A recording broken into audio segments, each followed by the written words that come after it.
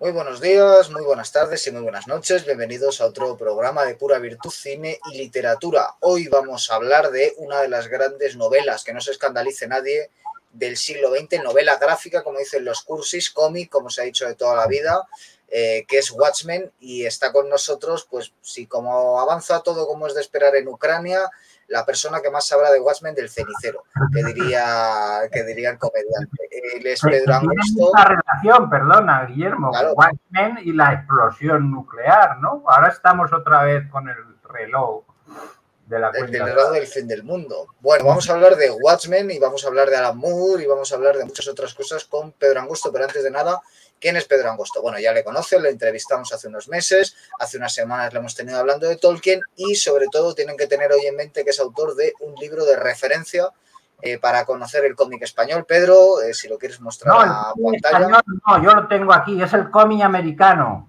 No, claro, digo el libro en lengua española. En lengua Una española es un... historia del cómic americano En que, bueno, archivos parece Lola. que está funcionando muy bien, lo han estado ahí vendiendo en la Expo de la Caixa, ahora de cómic, que ha estado aquí en Madrid y ahora está en Barcelona, luego va a Sevilla y en otras muchas librerías. Y bueno, los que lo han leído, pues parece que están más o menos satisfechos. Y es una cosita muy resumida de la historia en el siglo XX del cómic americano, centrándonos en los superhéroes, ¿no? Pues vamos quemando etapas, ya hemos hablado de Tolkien, hoy estamos hablando de Alan Moore, de Vamos a Watchmen, un poquito de Tolkien. Yo lo vamos a de hablar un poquito... Tolkien tiene que ser como la serie, una temporada, otra, capítulos, ya volveremos. Claro, lo malo es que te tendré que acabar dando de alta en la Seguridad Social, pero bueno, el caso es que hoy vamos a hablar de Watchmen. Watchmen, que es un cómic que fue saliendo por entregas entre el año 86 y 87, si no me equivoco. Alan Moore y Dave Gibbons son sus responsables, es verdad que luego se han distanciado, pero antes de nada, si alguien ha caído del espacio exterior, es de Klingon y no sabe nada de Watchmen, ¿qué le puedes contar, Pedro? Para que ubique un poco Watchmen, una introducción. Pues Watchmen es un cómic de superhéroes, vamos a decir, aunque luego podríamos matizar esa afirmación, publicado por DC Comics, DC Comics, y basado originalmente en unos personajes que compraron ellos en el año 85, que son los personajes de la editorial Charlton, pero que luego decidieron no usarlos, los volcaron al universo DC normal, que acababa de, o estaba celebrándose en ese momento su reboot segundo en Crisis en Tierras Infinitas. Por lo tanto, la historia que Alan Moore había desarrollado, he leído ayer o anteayer que la propuso primero con la Liga de la Justicia, supongo que como un universo alternativo más, ¿no? Y que luego la mudó a los personajes de Charlton, que son Question, Capitán Atom, Blue Beetle. A Blue Beetle ahora van a hacer una película, bueno, no es esa versión, es otra posterior, pero en cualquier caso. Estaba viendo a ver si se conocía alguno, pero no, la verdad es que han tenido... Ah, Judo Master, que sale en la serie de Peacemaker, que también es un personaje de Charlton. Peacemaker y Judo Master pues formaban parte de ese universo, y lo que ocurre es que el señor que los editó originalmente, Dick Giordano, era por entonces, en el 85, editor jefe de DC, con lo cual DC compró esos personajes cuando cerró Charlton, que es una editorial que tiene también su historia, porque dicen que era una tapadera de la mafia para lavar dinero. Yo me lo creo porque creo, como hemos hablado tú y yo en privado, que todos los negocios son tapadera de alguien para lavar dinero. Pero en Charlton en concreto hay más datos. Total, que lo que iba a ser una historia de esos personajes, como digo, pues Moore lo cambia y, basándose en esos 6 u 8 personajes, crea pastiches de ellos. Esto es copia del personaje, que es ese personaje, pero tiene algunos detalles singulares que a la vez pues lo hacen diferente. Así, el Capitán Atom se convierte en Doctor Manhattan, los dos con el tema del poder atómico. Blue Beetle pasa a ser búho nocturno, lo diré. Espectro de Seda. Sí, Espectro de Seda era otro personaje que ahora no me acuerdo de Charlton. Así todos, ¿no? Y bueno, la trascendencia de ese cómic, pues también gracias al inmenso dibujo de Dave Gibbons, que estaba en estado de gracia, había hecho una etapa de Green Lantern, antes había trabajado en los cómics británicos, y bueno, pues con esos guiones también que Moore siempre hace, súper detallados, y en el caso de Watchmen más, se dice que el del número 1 tenía como 150 páginas mecanografiadas, pues fue una revolución, porque hay diferentes factores en los que Moore, con esa mirada europea, que siempre mira a los superhéroes americanos, en el mal sentido, por así decir, de la palabra, pues con una cierta distancia, pues introdujo un montón de novedades, ¿no? Por ejemplo, pues el uso de referencias históricas dentro de la historia, o sea, responder la pregunta, ¿cómo hubiese cambiado la historia si existieran superhéroes? Aunque es un poco de trampa, porque en realidad el único superhéroe de la serie, o sea, la única persona con superpoderes es el Doctor Manhattan, ¿no? Y claro, pues ahí dice, bueno, pues si este señor, si los superhéroes existieran y fueran americanos, la guerra del Vietnam hubiese terminado en un abrir y cerrar de ojos, ¿no? Y sin embargo, dura lo suficiente para que ahí se trame parte del origen, por así decir, de lo que va a pasar en Watchmen, ¿no?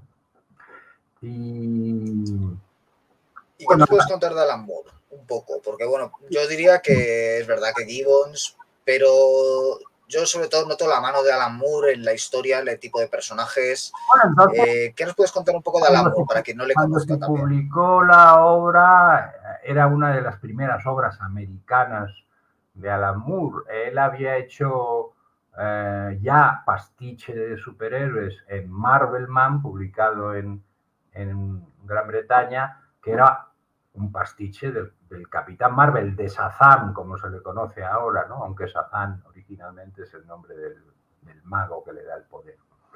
Entonces estaba encargándose de La Cosa del Pantano y curiosamente, siendo, como todos admitimos, pues el mejor guionista de cómic de la historia de cómic americano al menos, pues lo único que le dieron es La Cosa del Pantano, que era un personaje en aquel momento bastante marginal, ¿no? Bueno, lo sigue siendo, aunque haya tenido una reciente y fallida adaptación a serie de televisión.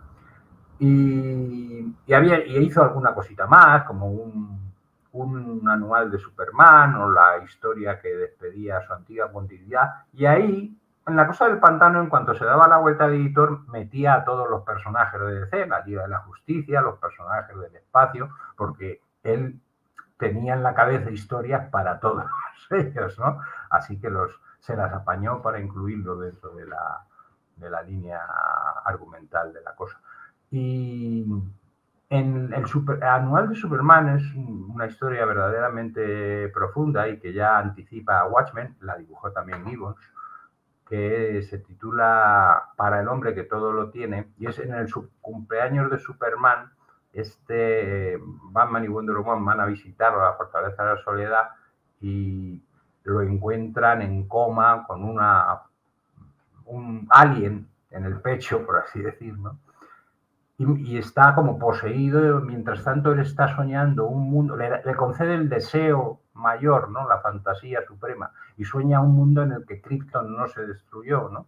Pero sin embargo, en ese mundo, Kal-El es un personaje sin historia, sin personalidad, ¿no? Su padre, Jor-El, ha envejecido en un personaje nacionalista, oscuro y tal, ¿no? Y la historia que quiere, o sea, la idea que quiere transmitir Alan Moore en esa historia es la teodicea. Esto es, ¿por qué existe mal en el mundo? ¿Por qué se destruyó Krypton siendo una gran civilización, pues Krypton se destruyó para que existiese Superman, ¿no? Sin la destrucción de Krypton no hubiera existido, ¿no? Entonces, ya con toda esa carga, pues por así decir, Watchmen en el fondo pues es un reprise de esa misma historia, una historia más detallada, ¿no? Y bueno, el argumento comienza con un misterioso asesinato, ¿no? Que también yo he querido homenajear en uno de mis recientes cómics. Y no, sin tener el talento de Alan Moore, por supuesto, copiándole todo y un poquito más. Y a partir de ahí, pues una investigación de quién ha matado al comediante, que es el personaje basado en Peacemaker, un personaje que muestra el lado oscuro de América, porque trabaja para el gobierno en agencias de estas shady, ¿no? que intervienen en otros países, etcétera, etcétera. Pues muestra un mundo también, bueno, lo importante es que es una ucronía, ¿no? A partir de que la guerra del Vietnam termina, Nixon sigue en el poder, ¿no? Pues no lo descubre Garganta Profunda, y incluso pues también hay algunas aplicaciones tecnológicas de los descubrimientos científicos del Doctor Manhattan, porque todos los demás son tíos disfrazados. Una parte muy importante de Watchmen es los textos, el complemento del final, donde Moore va desgranando parte de la historia pasada de ese mundo, de esos personajes, complementándolo con falsos artículos de periódico, etcétera, ¿no? Datos biográficos, fotografías. Y eso sí que era verdaderamente original, eso no se había hecho nunca en el cómic de superhéroes, ¿no? A esa escala. Entonces... Sí, que por eso sí que se puede decir que es un poco una novela, ¿no? Por jugar con otro tipo de formatos. Bueno, lo de novela gráfica, lo vamos a aclarar aquí, es únicamente un formato comercial de vender un cierto número de cómics. Watchmen se publicó en números de 32 páginas o 36, del 1 al 12, más o menos mensualmente, y luego pues se recopila. Y ya cuando ese formato de recopilación se hace famoso, a eso se le denomina novela gráfica. Por otro lado, cuando las novelas gráficas, o sea, ese formato de historia autoconclusiva de cómic, tratan de temas sociales, realistas, etcétera, pues digamos ese es el género que se denomina ahora novela gráfica, pero vamos, originalmente la novela gráfica, que bueno, también algunas historias de Will Eisner en los años 70, muy personales, casi autobiográficas, pues se publican en ese formato, con lomo, por así decirlo, ¿no? Pero que es un cómic, tiene viñetas, tiene textos, es un cómic, ¿no? Y bueno, para los que quieran saber más, aquí comento todas esas cosas, ¿no? Pero claro que sí. Estábamos hablando de, perdona, me decías sí. De novela. Ah, que por los temas. Bueno, no. O sea, Watchmen resalta dentro del cómic americano porque está muy bien escrito, porque tiene una estructura ya desde las propias páginas de cada cómic, ¿no? Fueron revolucionarias porque tú en los cómics de superhéroes Marvel y DC pues salía el superhéroe pegándose con el villano del mes, ¿no? Y de repente ves una portada que es solo una ilustración, que es a la vez la primera viñeta del cómic, ¿no? Y con los colores y el dibujo de Gibbons, pues todas esas cosas llamó... Eso, en ese sentido es una innovación también editorial antes de que existiera el formato recopilatorio que se origina tras el éxito de Watchmen, para mantener cosas como Watchmen en la estantería, cuando antes los cómics pues solo salían el mes en el que se vendían y luego ya tenías que ir a gente que vendiera números atrasados, que casi no había por entonces o había muy pocas librerías especializadas.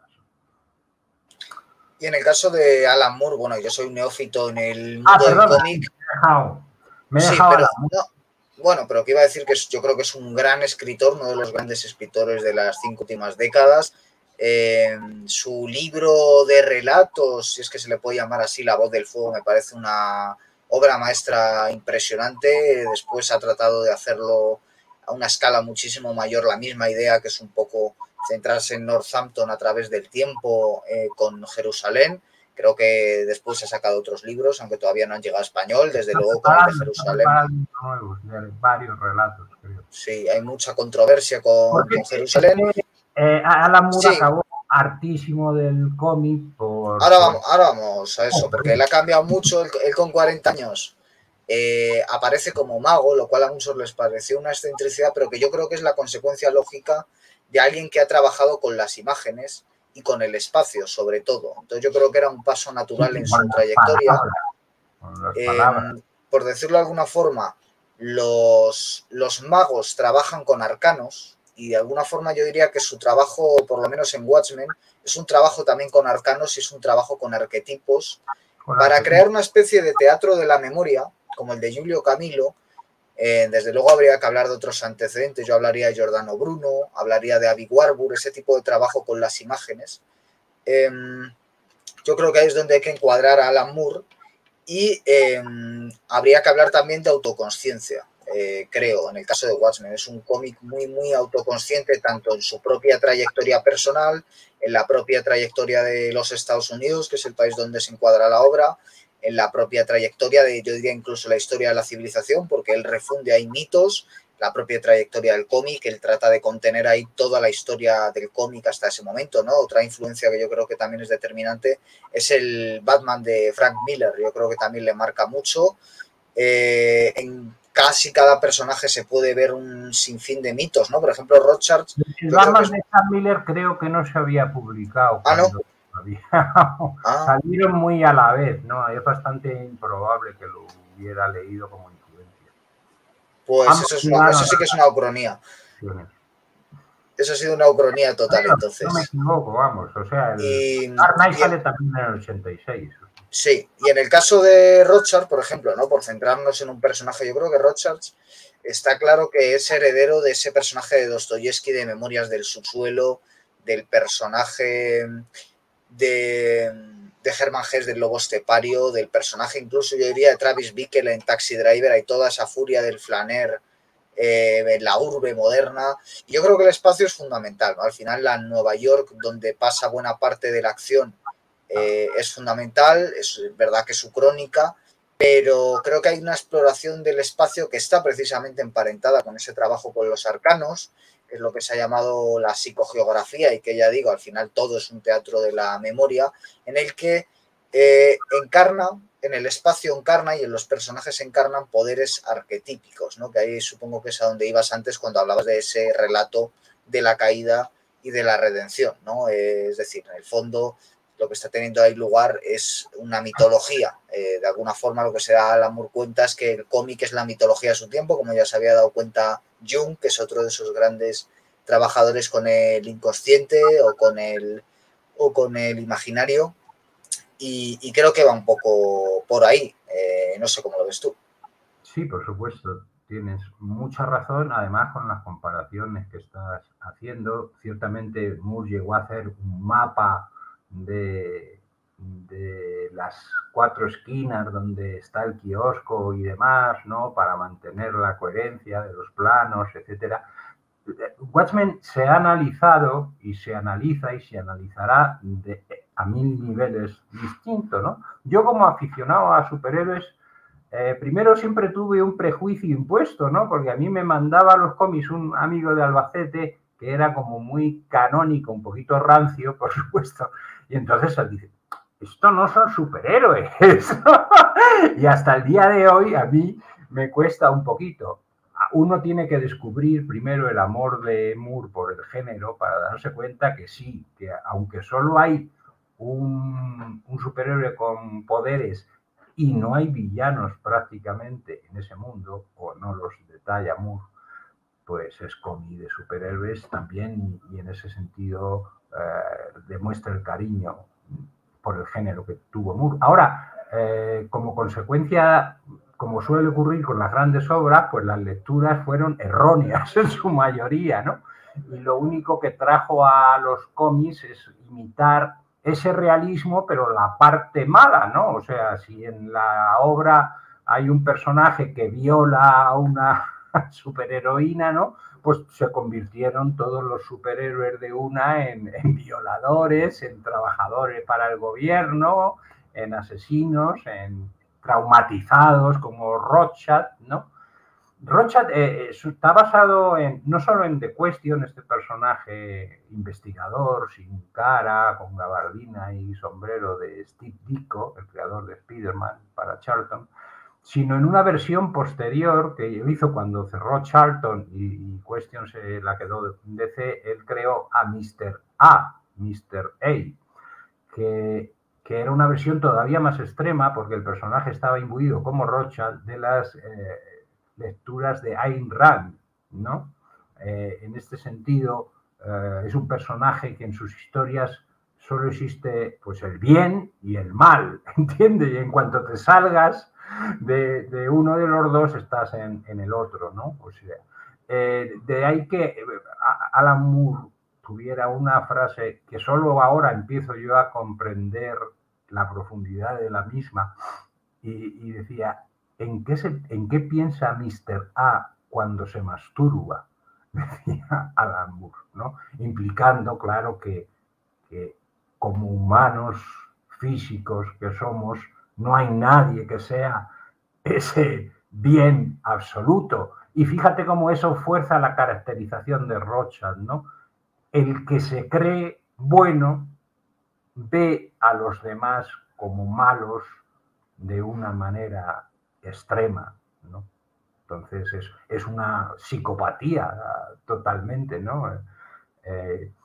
Y bueno, pues qué vamos a decir de los análisis de la profundidad de los personajes, pero sí, ciertamente, luego ya cuando Zack Snyder hizo la película, que a mí me pareció pues, ni buena ni mala, pues ajustada a la historia, pero me gustó porque fue en ese momento cuando identifiqué, como dijo Aristóteles en su Poética, el momento de anagnórisis de Laurie, que en realidad es la protagonista de Watchmen, ¿no? O sea, el momento anagnórisis es el momento en que el héroe descubre como Edipo, que se ha acostado con su madre y ha matado a su padre, o en este caso, que su padre y su madre se acostaron, ¿no? Y son en realidad... Bueno, no hacemos spoiler por si alguien a estas alturas... No, hace spoiler porque vamos a ver esto, ha pasado ya mucho tiempo desde que salió el cómic y la pretensión es no en profundidad, pero un mínimo análisis. Es la misma cosa, ¿no? También, o sea, puede haber influencia de Star Wars o de Campbell porque Laurie tiene que darse cuenta que ella es la hija del comediante, en lo bueno y en lo malo, que somos la encarnación, la manifestación de un Adán, de un Prometeo, de un Anakin, llámese como quiera, anterior, ¿no?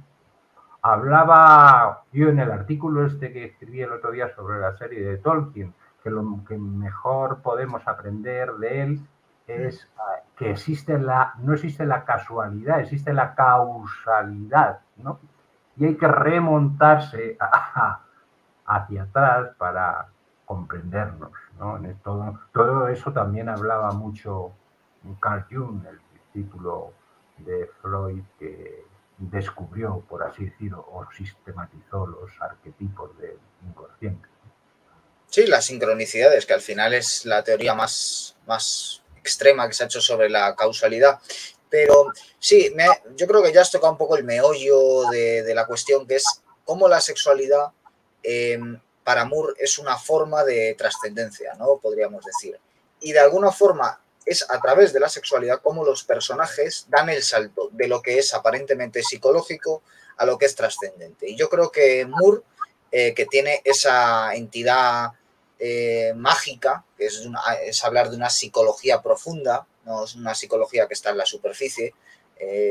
Por eso podríamos decir que el propio Jung o el propio Campbell en ese sentido son también magos, en el sentido de que su psicología no es la psicología de un Freud que se queda en la superficie o o peor aún, se queda en lo subterráneo, sino que van más allá.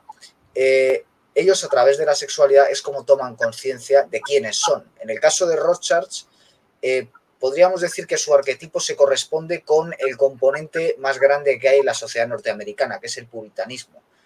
Rorschach al final es un puritano, lo ve todo de blanco-negro, además de forma bastante literal, porque en la máscara que lleva constantemente hay o manchas blancas o manchas negras, no hay mucho más. Luego tenemos al comediante, que sería algo así como un ello, ¿no? Una sexualidad completamente desatada. Juan. Sí, y luego un Don Juan, ¿no? Es cierto. Y luego tendríamos a un Manhattan, que es un hombre hierático. Bate, que como se muestra muy bien en la película, pues más bien es homosexual, queda bastante claro. Y luego tenemos, ¿no? En la película Bate, sí, perdona, creía que estabas hablando de sí, por supuesto. No, Bate. Y luego tenemos a Dan, que es el halcón, el búho nocturno, perdón, que realmente es el único que tiene una sexualidad más o menos normal, ¿no? Es el único que es un hombre aparentemente... No es normal la sexualidad. O sea, haces muy bien en destacar estos temas que quizás se han analizado poco, no solo en la obra de Moore, en la humanidad, ¿no?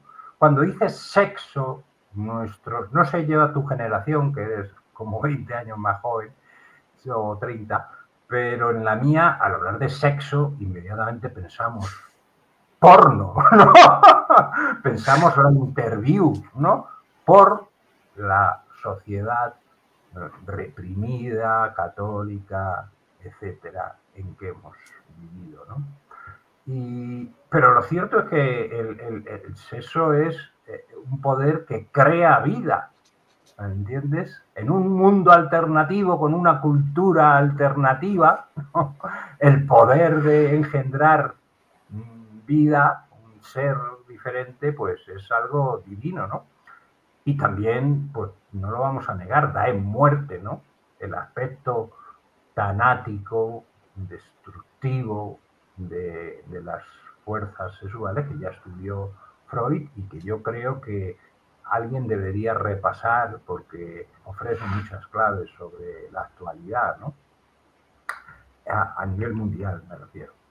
Entonces, estaba hablando sobre Búho Nocturno a partir de ese punto en donde me di cuenta que Watchmen, con esa anagnórisis, en concreto es una referencia a la de Parsifal, la ópera Parsifal de Wagner, que cuenta la historia de este caballero que encuentra o va a la búsqueda del Santo Grial. Pues 1, 2 y 3, lo diré. A partir de esa escena pude identificar todos los otros motivos míticos de Parsifal, de la historia, ¿no? En concreto, Búho Nocturno es la figura de Amfortas, que es, pues digamos, la encarnación anterior o caída, el Anakin de Parsifal. Y Amfortas se dice que tiene una herida incurable en el muslo. En el muslo quiere decir la sexualidad, ya desde el tiempo de los griegos, ¿no? Ha hecho un uso indebido de ese poder, por así decir, ¿no? Y solo cuando Laurie mantiene relaciones con él, con el traje y todo eso, porque el fetichismo y los superhéroes tiene mucha relación y el fetichismo y la comprensión de nuestra sexualidad creo que también tiene mucho que estudiarse, por lo menos a nivel global, o sea, de cultura del hombre de andar por casa, ¿no? De todo el mundo. Pues, como decía, él está impotente hasta que Laurie, que es Parsifal, lo cura, como Parsifal cura Amfortas con la lanza de Longinos, ¿no?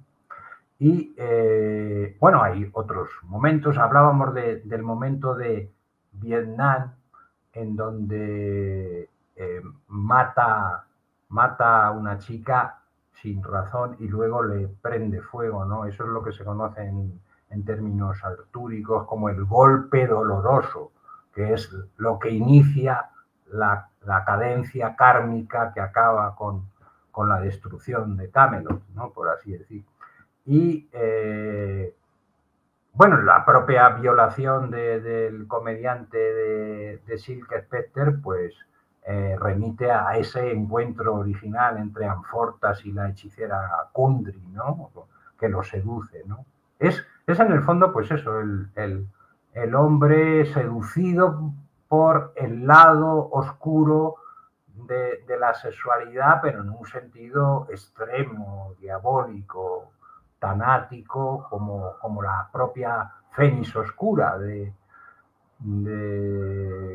Claremont, que yo también empecé a comprender en esos términos tras haber comprendido Watchmen, ¿no? Toda la saga de Fénix Oscura, si tú la estudias, pues tiene toda una serie de referencias que a la vez mezclan ese mundo sadomasoquista del club infernal, ¿no? Con la historia del final, ¿no? De ese final en llamas que, bueno, viene en la ficción desde Troya, por así decirlo, ¿no? A mí una obra que me ha ayudado mucho a entender Watchmen es de una de las grandes, yo diría el mayor discípulo de Freud después de Jung, que es Camille Paglia, Sexual Personae, que es un libro donde ella estudia la cultura popular, que es un tema sobre el que ahora te preguntaré, como ese lugar donde durante tiempo, precisamente en esa civilización cristiana occidental, todo lo reprimido ha podido tener una encarnación, ¿no? En ese arte popular y sobre todo en lo pop. Ya en el siglo XX ya entra en lo pop, habla incluso de Elvis, habla pues de un arte que seguramente si hubiera seguido tirando el hilo lo hubiera llevado al Watchmen. Y hay una brevecita que he sacado a colación y que me parece que explica muy bien Watchmen. Dice Camille Paglia lo siguiente: el arte es nuestro mensaje desde el más allá, el mensaje que nos dice de qué es capaz la naturaleza. Desde la antigüedad más remota, el arte ha sido un desfile de las personas del sexo, emanaciones de la mente absolutista occidental. El arte occidental es una película de sexo y sueños. El arte es la forma que lucha por despertarse de la pesadilla de la naturaleza. Bueno, fin de cita, y yo creo que esa cita, ¿no? Sobre todo cuando ella habla de esas personas del sexo y de esa película de sexo y sueños, yo creo que de alguna forma esa es la visión del arte que también está en Watchmen. Hay mucha gente, antes hablabas de ese amigo rancio, hay otro tipo de rancios que son los que consideran que el cómic no es arte, que las viñetas no pueden ser arte, que la canción pop no puede ser arte, etcétera, etcétera. O sea, son puristas anclados en otras épocas.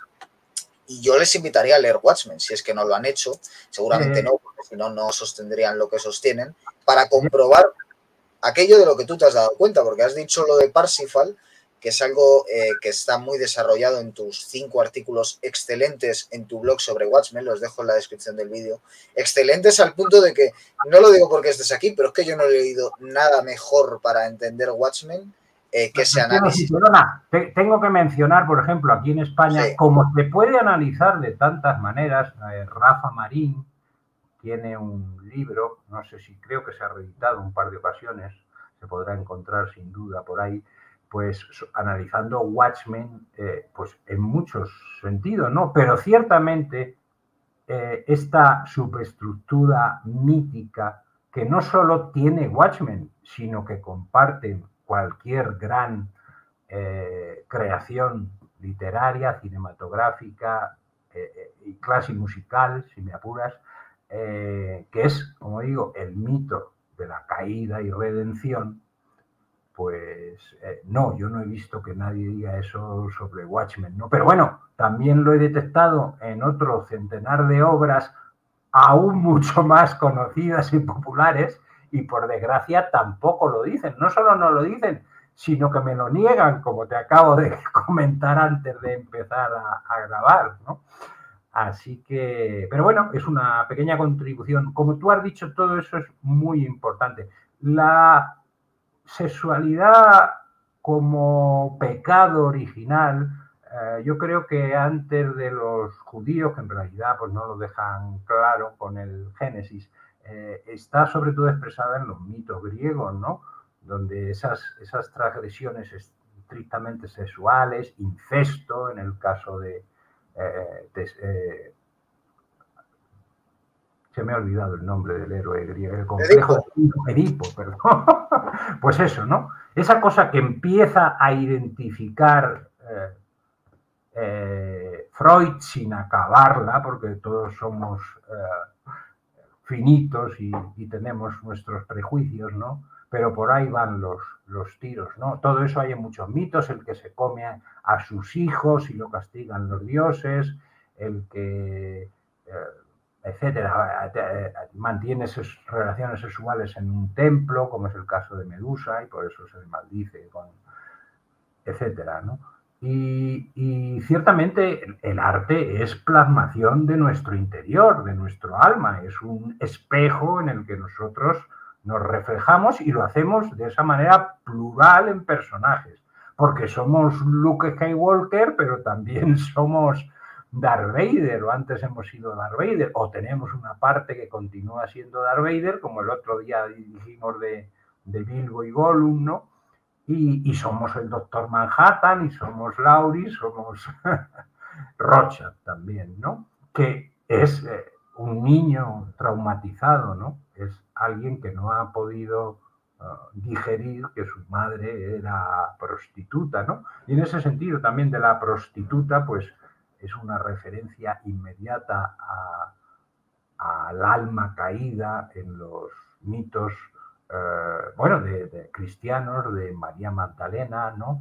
La Sofía de Simón el Mago y muchos de las protagonistas de las novelas helénicas, esas damas que se separan del amante y sufren una serie de pues eso, aventuras problemáticas y al final las rescatan, ¿no? Pues esa es el contacto con la materia, en definitiva. Una vez que nos encarnamos, digamos, ya tenemos como ese anuncio pues, que va volando el tío desde que nace hasta la tumba, ¿no? Tenemos una inercia que además luego todo el contexto cultural puede frenar o acelerar, puede hacernos despertar o dormirnos todavía más, como por desgracia creo que es el caso de todo el mundo, ¿no? Depende ya de la vida que tenga cada uno y de la capacidad de libertad, ¿no? También hablábamos de que en el artículo sobre Tolkien que hay en el blog, ¿no? Somos verdaderamente libres para obrar, porque alguien que tenga cuerpo, si lo dejan con otro señor en una isla desierta y no hay comida, no tiene libertad de no acabar matándolo y comiéndoselo, porque el cuerpo tiene unas necesidades imperiosas, también sexuales, ¿no? En fin. Claro, de alguna forma lo que profunda, como vemos, y eso fue lo revolucionario, aunque existe ya un precedente, ¿no? Jack Kirby en Los Cuatro Fantásticos contó también con la venida de Galactus y Silver Surfer la historia, el mito de la caída, ¿no?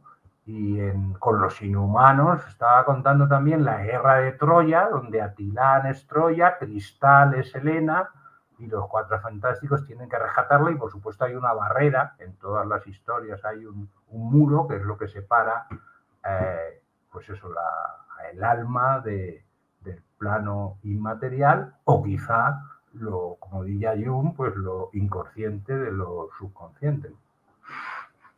Claro, porque de alguna forma ya el propio símbolo icónico de Watchmen, que es esa cara sonriente amarilla con una mancha de sangre, es una representación de eso, ¿no? Al final el círculo es el símbolo del absoluto, es el símbolo de lo sagrado, aquello que empieza y acaba, que no es lineal, que está en eterno retorno de lo mismo, que es el alfa y el omega.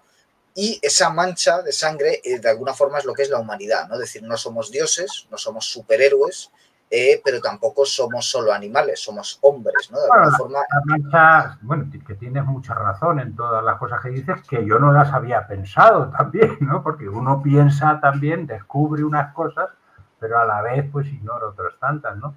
Pero puede tener muchas referencias. La primera es Parsifal, en la novela original de Wolfgang von Eschenbach, y también en la ópera. Parsifal mata un cisne cuando entra por primera vez en el castillo de Odial, en los bosques de alrededor. Y la sangre sobre blanco, pues es el símbolo de los templarios también, ¿no? Y una manifestación de la ignorancia de Parsifal y el crimen que se comete sin tener la sabiduría de lo que es pasar por la vida, que es lo que le va a pasar a Parsifal a partir de que lo expulsen del castillo del Grial y tenga que peregrinar durante años, quiere decir vivir y enfrentarse a Clinsor y a Kundrin, ¿no? Y saber rechazar el beso de Kundrin. Bueno, rechazar, ¿no? Porque lo llega en la ópera, la llega a besar, y en ese momento, o sea, que quiero decir, hay que vivir, hay que apurar, por así decir, el cáliz de la existencia. Y cuando lo besa, es el momento en donde él dice, la herida, comprende qué es lo que ha pasado antes de él, ¿no? Por eso, en todo esto también, en una cosa muy importante que yo creo no la sabía entonces, la colonia, nostalgia, que se cae en ese momento, nostalgia es lo que hace que Ulises vuelva a Ítaca. Nostos son los relatos de los viajes de regreso, incluido la Odisea, de los héroes griegos, y algia, dolor. El dolor del paraíso, por así decir. También ocurre en la otra ópera de Wagner, Tannhäuser, que está en el Venusberg, el reino material de la diosa Venus de los placeres, y debe saber abandonarlo y volver a su patria con esa musiquilla que todos conocemos,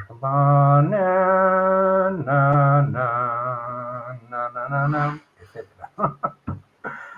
Pues, quiero decir, ese es el simbolismo de la colonia, ¿no?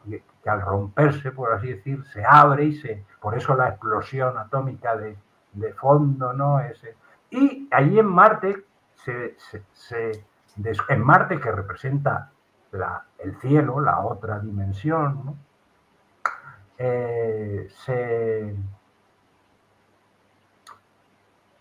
Están dentro de un smiley, ¿no? Y quiere decir, para mí en ese sentido simboliza el final feliz. Por eso es un smiley, ¿no?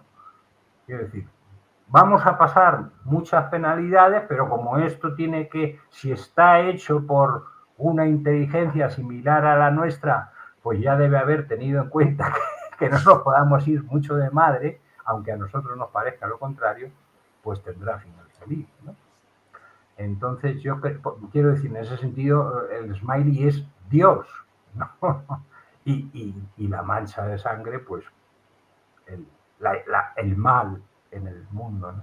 Por así decir. En Watchmen, el Doctor Manhattan, en el fondo, es el malo. Es malo, eso sale más claramente en la película, y que tiene toda la razón. Es Clinsor, es el que mantiene a Laurie, si te das cuenta, atrapado en el placer material con sus diferentes cuerpos que simbolizan o son equivalentes a las muchachas flor que tientan a Parsifal antes de entrar al castillo, ¿no? Que son a su vez figura de las sirenas que detienen o intentan detener, y todas las otras señoritas que se cruzan que intentan detener a Ulises en su viaje a Ítaca, ¿no? O sea, estamos viendo nuevas versiones de historias muy antiguas que sabemos que funcionan, pero que además, y próximamente, pues en el Congreso de Mitología voy a intentar demostrar o mostrar o exponer esto de esta manera, ¿no?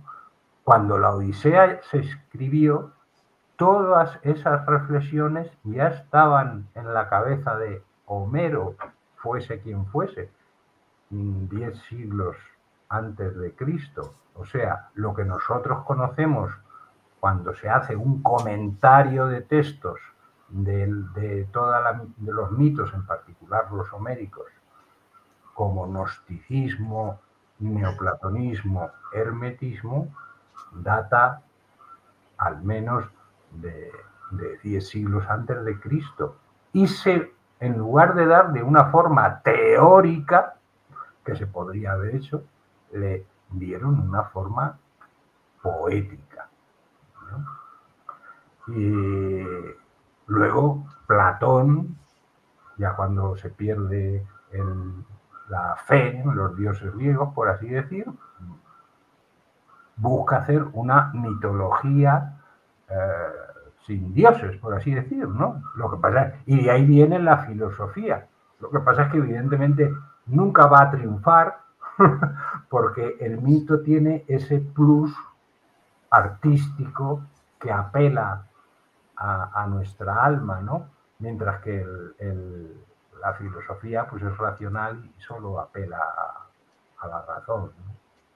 Claro, pero ahora que mencionabas lo de Manhattan, hay otra lectura interesante. Yo se la escuché a Francisco Arellano en una charla que dio en el CEU San Pablo, que era como contestación a V de Vendetta. Watchmen como contestación del propio Moore a V de Vendetta, porque de alguna forma en V de Vendetta parece que el Salvador es ese superhéroe, que tampoco es un superhéroe, obviamente, pero bueno, ese héroe que quiere inspirarse en Guy Fawkes.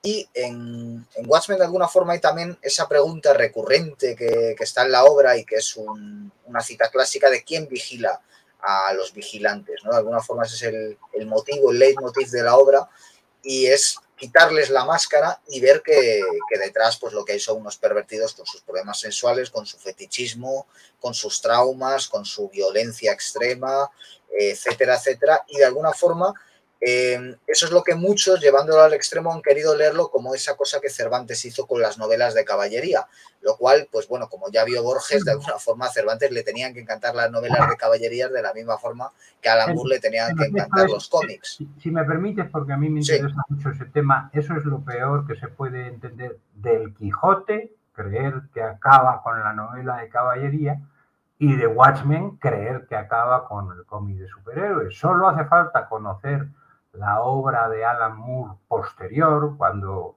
tras unos años, en los 90, regresó a los cómics y hizo su versión de Superman en Supreme, otra serie de personajes de DC que no pudo terminar, pero al menos apuntó. Luego hizo el universo ABC, con personajes como Tom Strong, que son personajes pastiches que unían a Doc Savage, Tarzán, con los Cuatro Fantásticos, principalmente su versión de los Cuatro Fantásticos. Luego hizo Prometea, donde es un superhéroe, pero que corriendo derivó hacia una manera plástica de volcar todo su pensamiento hermético ya súper complejo, ¿no? Y que es una magnífica introducción a estos mundos, porque además cuenta con un grafismo de Williams bellísimo.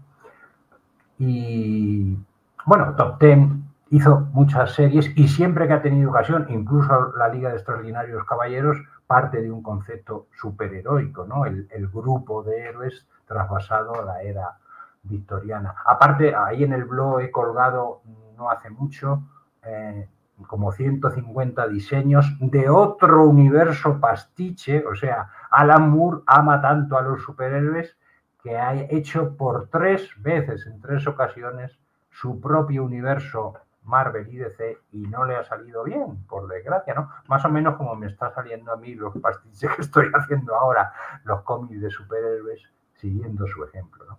Entonces, no, Alan Moore no pretendió eso, y por otro lado, pues como comentas, hay una estricta relación que no era yo, digamos, consciente, ¿no?, entre Watchmen y V de Vendetta. Y es que V muestra las desgracias de una chica también, como la propia Laurie, y cómo se empodera frente a un gobierno corrupto, absolutista, no distópico, que vuelve a cuestionar, como hablábamos el otro día, ¿no?, estas cosas del nuevo orden mundial, etcétera, etcétera, ¿no?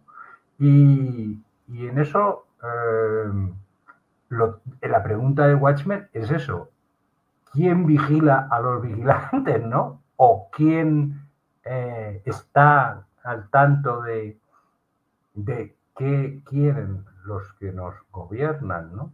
Porque sabemos que los reyes absolutos pues querían, yo qué sé, los jabalíes de los cotos de caza y oro, y irse de putas, algunos actuales también. Pero a lo mejor los gobernantes pues quieren todo eso, que ya lo sabemos, y alguna cosa más.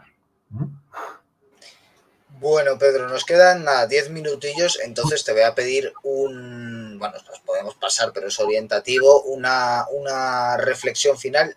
Sobre todo, si te puedes centrar, yo por lo menos sí que quiero hacer hincapié antes de pasarte la palabra, con esa visión que tiene Alan Moore sobre el mundo moderno. Él sacó en 2003 un interesantísimo documental que se llama Mindscape, en el que él cuenta su vida y en el que va sobre todo contando sus intereses temáticos.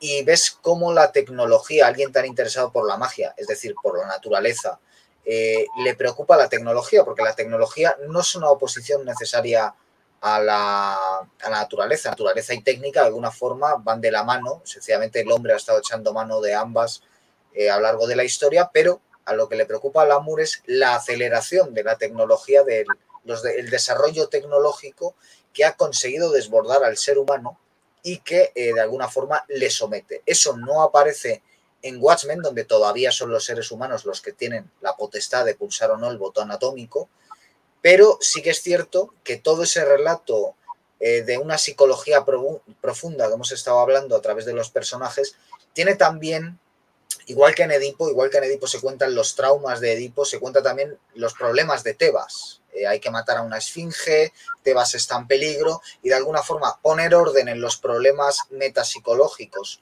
de Edipo es poner orden también en Tebas. Y ocurre otro tanto en Watchmen, donde de alguna forma que los personajes lleguen a resolver sus problemas personales va a confluir también con que se llegue a resolver, entre comillas, porque se hace un apaño bastante siniestro, los problemas de la propia Nueva York, que por eso digo que Nueva York, el espacio, para mí es el verdadero gran protagonista de Watchmen, porque Alan Moore no solo está haciendo una sesión de terapia con el lector a través de las psicologías de los personajes, sino que también está haciendo una sesión de terapia con el lector a través de los problemas que hay en ese Nueva York crónico que él inventa. Entonces, bueno, ya por terminar, no sé cómo ves que se pueda relacionar Watchmen con precisamente todo lo que está viendo hoy en día de actualidad.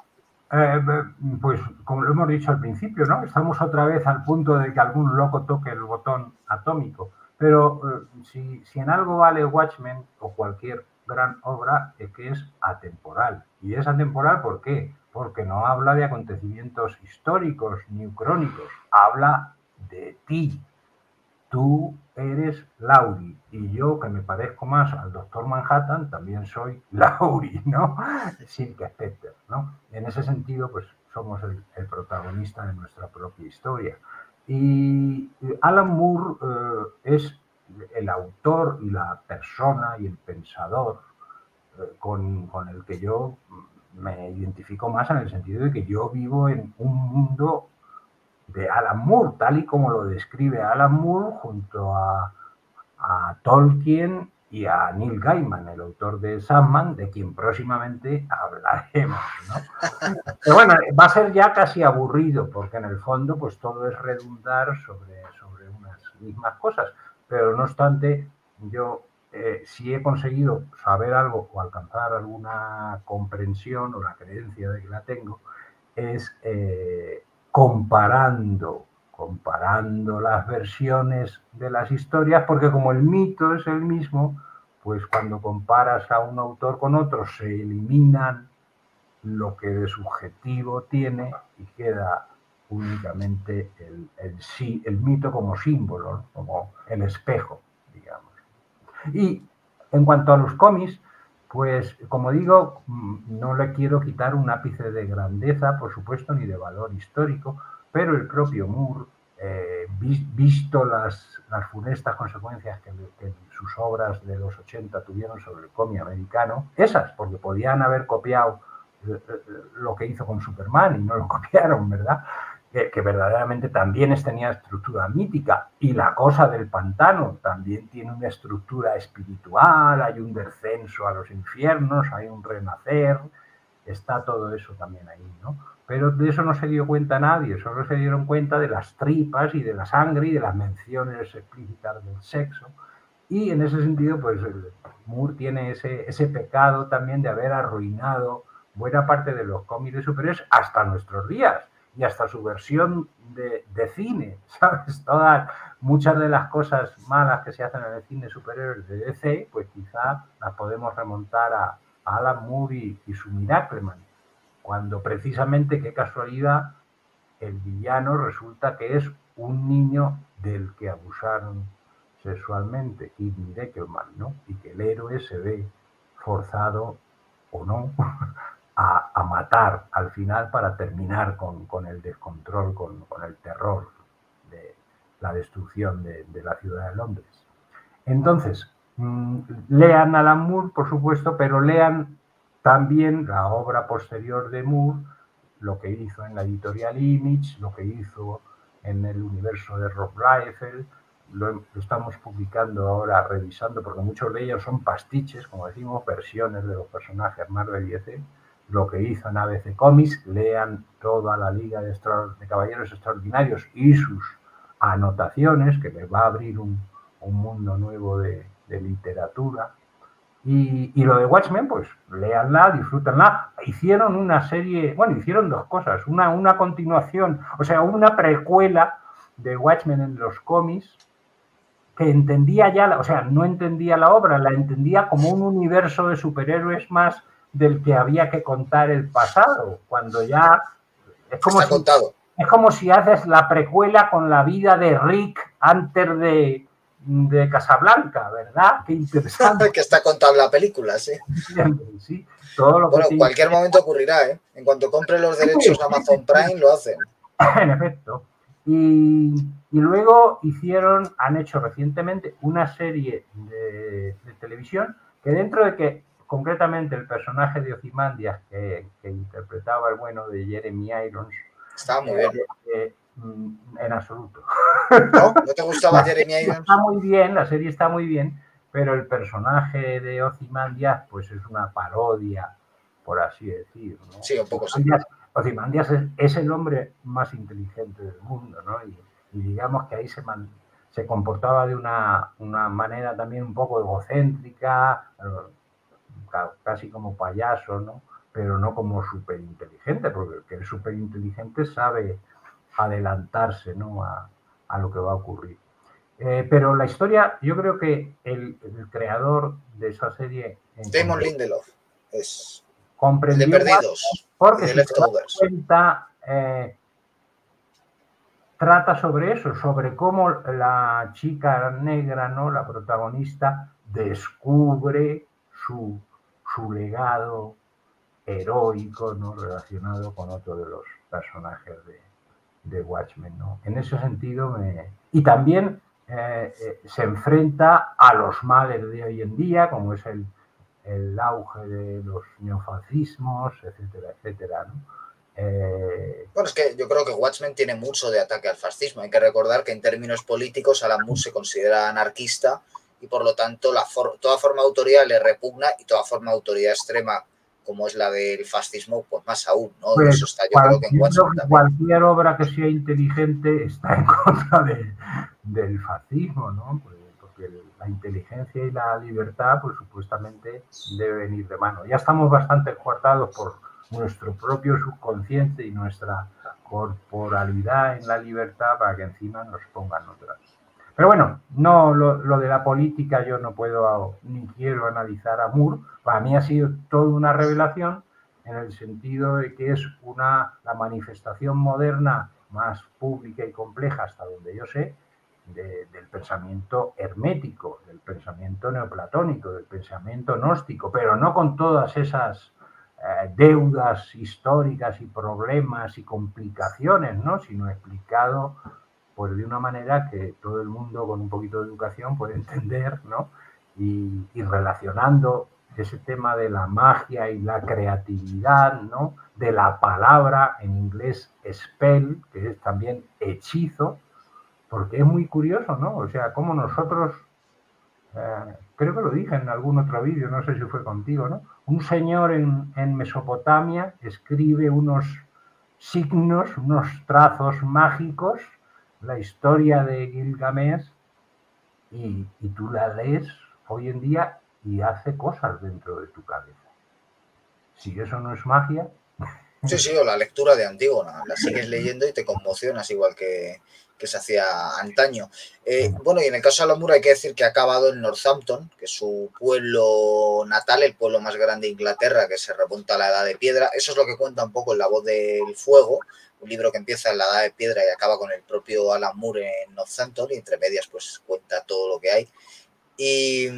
Y de alguna forma, pues él desde allí mira con bastante escepticismo el avance tecnológico y sigue trabajando ahora en un terreno, el literario, en el que, bueno, si ya se ha convertido en una referencia en la cultura popular, pues ahora está haciendo un trabajo opuesto en la, digamos, alta cultura, buscando referentes en la literatura modernista. James Joyce, sobre todo, se nota mucho que es su gran referente, haciendo juegos de palabras, probando con distintos tipos de lenguaje para distintas épocas.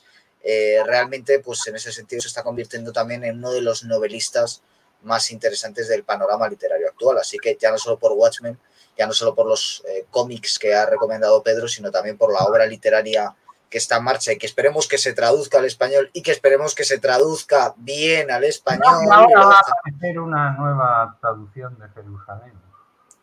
Pues esperemos que esté disponible.